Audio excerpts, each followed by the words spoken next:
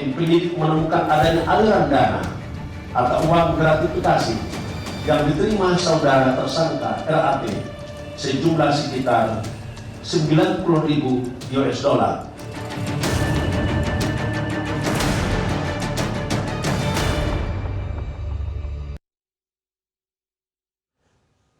Indonesian Audit Watch kembali mengungkapkan dugaan adanya keterlibatan artis dalam kasus yang menjerat Rafael Aluntri Sambodo. Tak tanggung-tanggung, IAW menyebutkan ada puluhan artis yang terlibat dalam aliran dana Rafael.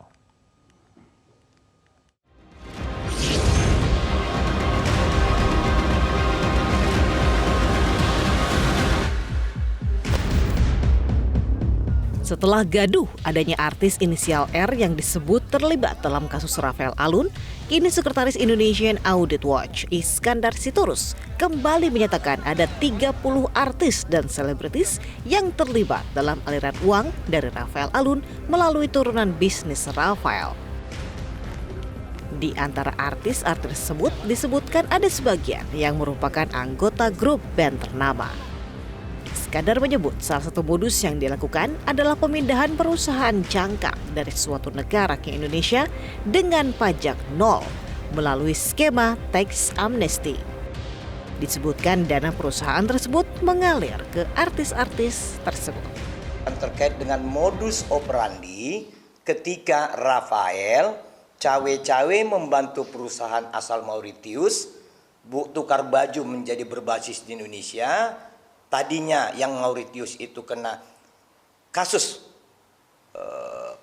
pajak massa, artinya punya kewajiban bayar 100% denda pajak, menjadi nol dan dibuatkan menjadi tax amnesty. Ini berefek dari bank ini mengalirlah ke banyak selebriti dan grup band. Sementara akhir Maret lalu, Direktur Penyidikan KPK, Asep Guntur, mengatakan pihaknya tengah mendalami dugaan keterlibatan sosok artis dalam pusaran uang Rafael Alun, khususnya artis berinisial R. Ini inisial R itu siapa? Ini sedang kita dalami. Inisial R siapa? Apakah R itu huruf depannya, atau R itu ada di tengah, atau ada di ujung, seperti huruf R itu. Disebutkan salah satu artis yang terlibat berinisial R disebut sebagai artis yang sangat terkenal dan merupakan orang kaya baru. Ada pula 3 anak yang tergabung dalam sebuah grup band. Ada pula artis lain berinisial P yang diduga terlibat dalam pengemplangan pajak. Artis-artis yang terlibat dalam kasus Rafael Alun diduga melakukan pengemplangan pajak dengan modus tax amnesty. Dan artis R disebut berperan dalam penipuan yang paling banyak dilakukan dalam jangka waktu lebih lama secara terstruktur. Tim Liputan Media Group Network.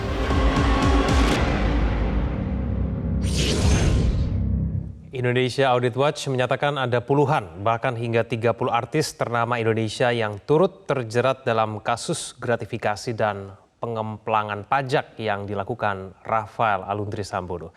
Bagaimana mereka melakukannya dan siapa saja mereka? Kita akan bahas bersama dengan Iskandar Sitorus, Sekretaris Pendiri Indonesia Audit Watch, dan Yenti Garnasih, pakar tindak pidana pencucian uang. Bu Yenti, Pak Iskandar, selamat malam. Selamat malam, selamat malam. Ya baik, saya langsung ke Pak Iskandar. Pak Iskandar, saya ingin tahu jumlah persisnya artis yang kemudian terlibat dalam pencucian uang Rafael Aluntri Sambodo ini ada berapa banyak sih, Pak Iskandar? Ya, terima kasih Mas. Jadi hitungan kasar kita dengan data yang sudah kita kaji, dengan membaca modus mereka, membaca keterlibatan personal pada perusahaan asal Mauritius yang kemudian bertukar baju pada perbankan itu, minimal 25 sampai ke 30, begitu dia Mas. Dan ada 3 grup band di dalamnya, tapi itu adalah hilir. Yang kita ingin dorong adalah malam ini alhamdulillah ternyata KPK langsung menahan saudara tersangka yang namanya Rafael Alun. Itu adalah sinyal KPK kami yakini sudah memiliki perangkat yang kuat untuk menemukan hal-hal yang bertentangan terhadap perundang-undangan dalam 4 kasus pajak besar yang kemarin masih belum mampu mereka telusuri.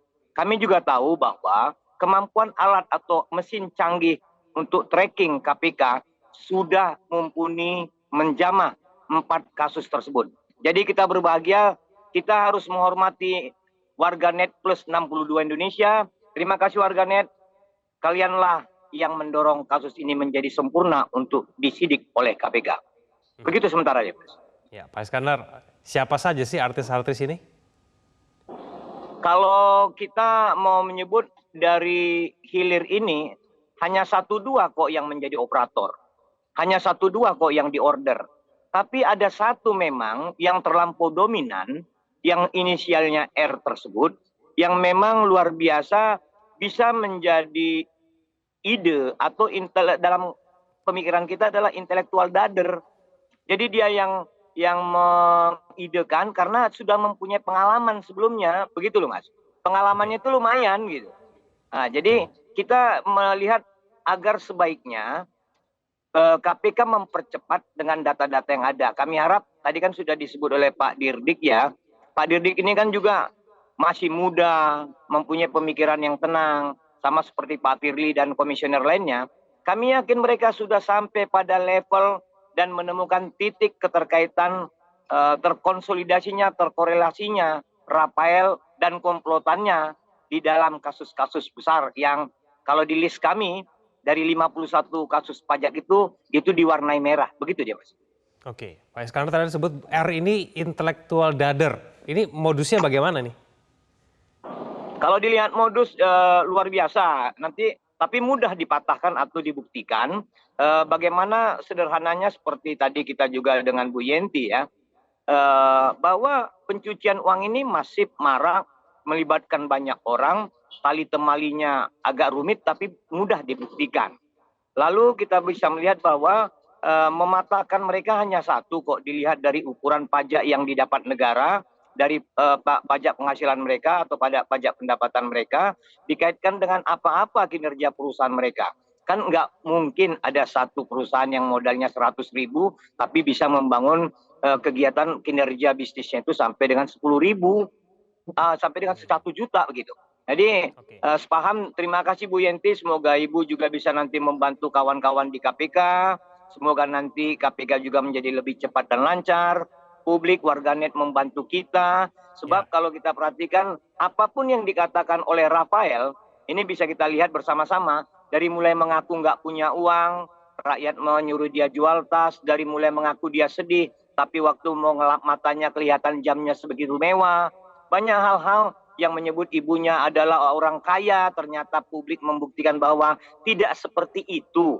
Jadi Rafael ini menganggap rakyat Indonesia itu terlalu bodoh kali ya.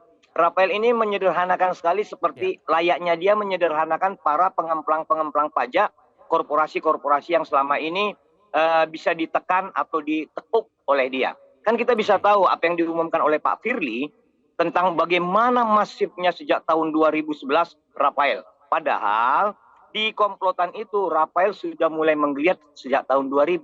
Begitu dia, Mas. Oke, Bu Yanti, apa tanggapan Anda berkaitan dengan Rafael Aluntri Sambodo yang diduga menggunakan artis untuk mencuci uang? Iya, kalau penerimaan gratifikasinya sekian lama dengan segala modusnya itu, dan kemudian ada perusahaan-perusahaan termasuk juga perusahaan cangkang yang dari Mauritius itu udah pasti, karena Mauritius itu adalah safe haven-nya, tax haven, ya itu tax haven-nya itu di dunia itu ya di sana gitu kan, udah pasti itu. Jadi dimasukkan ke sini harusnya bayar 100% ya Pak Iskandar ya, tapi kemudian di tax amnesty-kan, dinolkan kan itu kan, tapi itu kan tidak mungkin tidak ada apa-apanya. Itu yang dianggap gratifikasinya kan pada akhirnya. Dan uang sebanyak itu beberapa kali itu pasti akan menggunakan kegiatan-kegiatan lain, antara lain yang disebutkan tadi, mungkin ada kegiatan dengan para artis dan sebagainya. Ya modus-modus itu sebetulnya bukan modus yang sulit sih sebetulnya. Jadi gini, meskipun Pak Menko waktu itu mengatakan bahwa sulit membuktikan kejahatan asal dan pencucian uang, tapi tidak. Banyak kasus yang udah sampai ke pengadilan gitu ya. Artinya gini, kita kasih semangat. Kalau kita bilang sulit terus nanti malah keenakan penegak hukumnya seolah-olah justify bahwa memang sulit, tidak. Banyak kok ini. Apalagi ini ya, harusnya kan memang masuknya dari pencucian uang. Kenapa? Karena dari LHKPN, kemudian disupporting oleh LHA. Tapi KPK mengambil korupsinya duluan gitu ya. Ya kita harapkan PPATK segera menggabungkan dengan pencucian uangnya supaya aliran-aliran itu termasuk yang disebutkan oleh Mas Iskandar itu bisa terendus langsung gitu. Jadi saya nggak tahu ya, karena Mas Iskandar juga kan nggak terbuka sekali. Apakah orang-orang ini, artis-artis ini terlibat di kejahatan asalnya yaitu korupsi, berkaitan dengan pajak, apakah amnesty, apakah suap, apakah bahkan pemerasan juga bisa kan itu, atau terlibat di ketika Rafael sudah menerima uangnya, kemudian membuat satu kegiatan-kegiatan supaya tidak nampak bahwa dia melakukan dia punya harta yang tidak bisa dipertanggungjawabkan kan gitu. Dia maunya kan bahwa oh iya dia kaya, dia lebih karena apa? Dia punya kos-kosan, dia punya perusahaan konsultan pajak. Padahal itu semua ternyata kan begitu. Begitu ada orang bermasalah dengan pajak sama apa yang disampaikan Pak Firly tadi oleh yang bersangkutan itu disarankan untuk konsultan ke kantor konsultan pajak. Padahal kantornya dia sendiri gitu kan. Ya itu sama aja sebetulnya saya nggak tahu, kelihatannya ke arahnya ya memang dia ucapan terima kasih, gratifikasi, tapi juga pasti mengiming-iming itu kan, pasti ada tawar-menawar, akhirnya sudahlah ke sana, nanti di sana diatur gitu. Jadi malah beruntung dua kali ya Pak Iskandar. Konsultan pajak bayar di sana, terus sudah gitu bayar di sana juga ke dia juga. Biasanya kan konsultan pajaknya orang lain gitu kan, ya ke dia sendiri, dan kemudian dia sendiri menurunkan pajaknya bahkan dinolkan gitu. Itu baru satu, ya itu baru satu, belum yang lain-lain. Nah tadi kan saya juga ingin tahu dari Mas Iskandar berkaitan dengan yang tadi disebutkan ada kepala daerah itu yang malah saya agak bingung itu. Itu harus jelas juga Mas Iskandar, maksudnya bagaimana gitu. Apakah itu juga polanya TPPU-nya dari hasil gratifikasi, dan gratifikasi itu berat, ancamannya itu kan minimal 4 tahun dan maksimumnya seumur hidup. Oke, nanti mohon dijawab Pak Iskandar, bentuk keterlibatan artis ini seperti apa sebetulnya? Kita akan bahas itu usai jeda. Pemirsa jangan kemana-mana, kami akan kembali. Kembali bersama kami di Prime Time News, saya kembali ke Pak Iskandar. Pak Iskandar, jadi bentuk keterlibatan dari artis ini seperti apa? Jadi dia kalau mengikuti tadi terminologi oleh Bu Yenti, dia ini tidak ikut dalam awal. Tidak. Dia ikut menggerakkan uang kotornya untuk berpindah dari area hitam ke area putih. Mereka lebih pada operator untuk menggerak-gerakkan, memanipulasi semua pencatatan atau arus kas korporasi umumnya menjadi terlihat dengan baik. Jadi pengalaman mereka ini lumayan gitu dia Mas. Untuk para pemirsa Metro TV, mereka ini digerakkan dan menggerakkan dirinya sendiri, maka sangat terlihat dinamis apa-apa yang telah mereka lakukan. Maka banyak terbius pemilik uang-uang hitam untuk menitipkan lebih jauh kepada kelompok ini. Tapi tetap under control komplotan dari Rafael ini, begitu dia. Berarti digunakan untuk bisnis begitu ya Pak Iskandar ya? Memang kalau uang putih Mas biasanya itu pasti kecenderungan adalah ke korporasi yang melahirkan produksi barang, produksi apa segala macam. Dia lama putarannya, makanya penggerak uang-uang kotor tidak suka. Penggerak uang kotor, pemilik uang kotor akan lebih cepat mau menggerakkan uangnya untuk yang sepertinya terlihat halusinasi lah. Membuat contoh biaya atau ongkos produksi membuat tenar atau endorse 1M, nanti dikeluarkan pencatatannya bisa 10M. Itu contoh. Lalu produksinya tidak terlihat. Ini yang memudahkan mereka. Jadi pencatatan sepihak di perusahaan, lalu diatur sedemikian rupa ada arus kas untuk pembayaran pajak.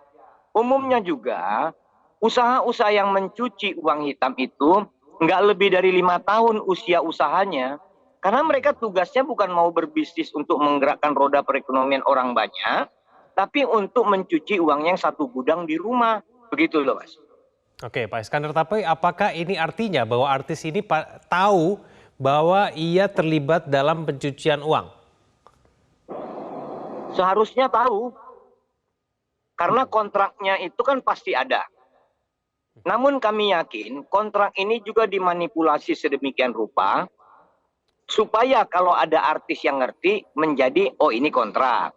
Tapi mereka juga bisa memanipulasi sedemikian rupa kontrak itu pun dimanfaatkan untuk mencuci uangnya. Coba bagaimana kita bayangkan kalau iklan contoh di televisi Metro TV aja nggak ada sekali tayang 1 miliar bukan? Di mereka ada loh Mas. Nah kan ini hal-hal yang irasional. Ini mereka akan menggunakan memutar uangnya di konteks bisnis yang tidak mempunyai ukuran atau price list atau harga eceran tertingginya nggak ada. Ini pokoknya harganya los sesukanya, seenak dewe gitu. Nah disitulah mereka senang menggunakan jasa atau keberadaan dari teman-teman selebriti atau pekerja seni sebab dia tidak mempunyai ukuran yang pasti tentang harga atas jasa dan atau apapun namanya. Baik. Begitu dia. Bu Yanti, apakah ini artinya artis ini bisa dijerat pidana? Ya, tadi kan pertanyaannya apakah artis itu tahu. Jadi TPPU itu tidak harus tahu. Jadi ada dua. Jadi satu tahu, satunya patut menduga. Jadi nggak usah tahu, asal patut menduga. Tadi disebutkan Mas Iskandar, misalnya kontraknya tidak irasional tadi katanya, kontraknya yang tidak unusual lah, tidak biasa, kemudian tinggi sekali, dan kemudian nanti ada pajak kan gitu kan ya, pajaknya masuk ke dia juga kan. Ya kan dari kelompok itu kan seolah-olah ada. Jadi memang permainan ini adalah permainan untuk keluar setelah gratifikasi, mungkin juga bukan dari artis-artis ini ya, dari yang lain mungkin ada pemerasan ataukah ada memang menerima gratifikasi, uang dari gratifikasi itulah yang dikorupsi itu kemudian dibuat proyek-proyek tadi, apapun proyeknya, apakah itu proyek yang tentang jasa sehingga tidak ada ukurannya dan itu nanti juga dikasih pajak kan gitu ya Pak ya. Pajak sehingga dia pun dapat lagi uangnya gitu jadi dari uangnya dia sendiri kemudian dialirkan menjadi TPPU. Dari TPPU-nya juga adalah bentuk kontrak yang di kontraknya itu ada pajaknya masuk lagi ke dia, itu memang jadi ganda. Jadi banyak keuntungannya karena dengan cara-cara seperti itu. Dan bagaimana artis-artis itu tentu nanti kita akan lihat, tentunya penegak hukum akan melihat artis itu tidak harus tahu betul bahwa yang dia terima termasuk kontraknya, termasuk uangnya itu dari betul-betul hasil kejahatan, tapi cukup buat mereka bisa dipidana sepanjang mereka bisa patut menduga. Misalnya terlalu besar, kemudian dia juga kan tahu kan Rafael Alun dan teman-temannya siapa, apakah mungkin ada uang sekian, itu cukup. Jadi TPPU tidak harus betul-betul patut menduga bahwa harta kekayaan dirty money tadi, uang tadi itu adalah dirty, itu dia tidak harus tahu betul, cukup patut menduga, itu sudah cukup untuk bisa menjadikan yang bersangkutan memenuhi pencucian uang pasif, yaitu menerima uang hasil kejahatan dan dia patut menduga bahwa yang diterima itu adalah uang hasil kejahatan. Itu sudah cukup.